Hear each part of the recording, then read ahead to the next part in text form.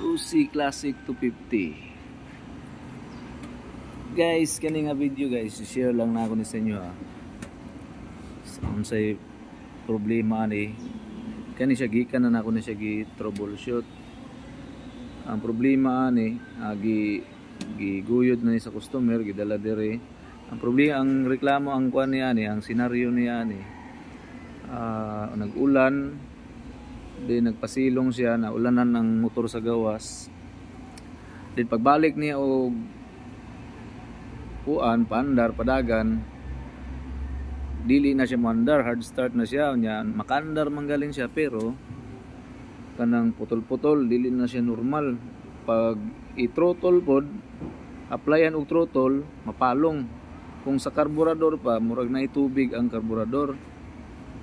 Sumoto ang iyahang senaryo, gipangutan naman ako ang owner gid ani. So karon guys, gi-troubleshoot na ako ni. So ang giuna na akong gi-check ani ang iyang throttle body, gilimpyuhan nako. So pagbalik, mura gyapon. Gitry na po nako og puli og lahi nga throttle body, set gyud siya. Apil na mga sensor, mura gyapon. So try po ko ignition coil, maura gyapon. Gitry po na ko ang ihang ECU, maura gyapon, same lang gyapon. So ang last gid na ko nga option diri sa flywheel. So moto pagsubay na ko sa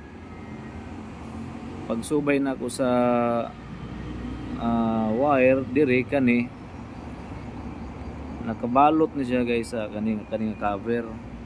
So karon pag ukap na ko ani, nagpundo ang tubig. Pag ukap na ko ani, mo ni siya ang ni igawas, iawas ang tubig, sumuoto siya. So karon akong gilimpyuhan, gipaugan ako. Pagbalik na ako, normal na ang andar, ni balik na. So ang problema day ato, daghan ako inadamay na mga gipang check. Siyempre di man lagi nato may balan, troubleshooting man. So mo ni ang naaday diri ang problema. Once na masudlan na siya tubig, kana double check yun ninyo guys, kana sa uban sa mga classic users diha.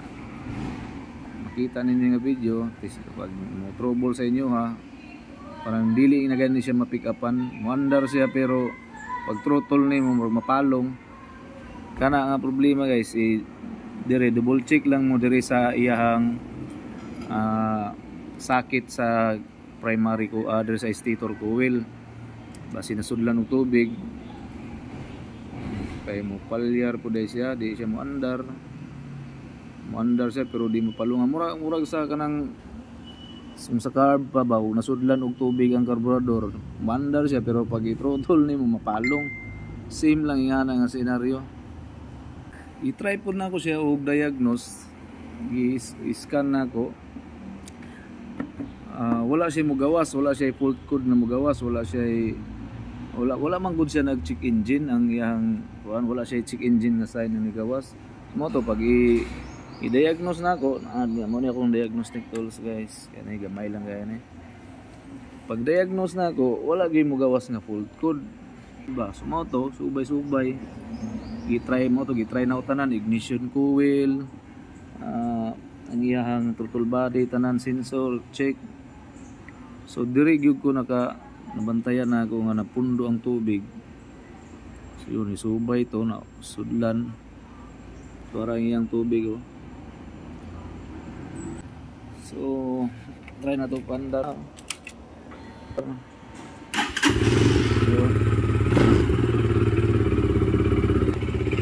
Kato gani naglisod kayo kay wala mo koy check engine, dili makita ang fault code, dili mo detect sa check engine ning kaning mabasa ning tubig ni.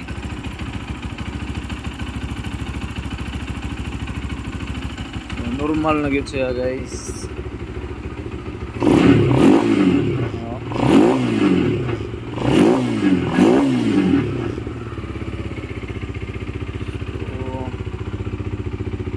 Moro dito guys, check lang gid mo atong makaagi mo ani nga problema sabi nga sa mga Rossi Classic users diha.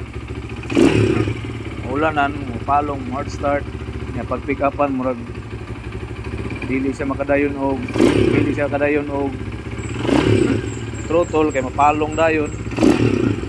Moro dito ang problema, kining sakit sa stator coil, nasudlan og tubig, ni ground siya, di siya ka parang tubig niya ito mga buwan. So daghan pa na ganina. So mauro to guys, share lang ako ang akong agihan ani pag troubleshoot aning 250 Classic. Mauro to guys, bye bye.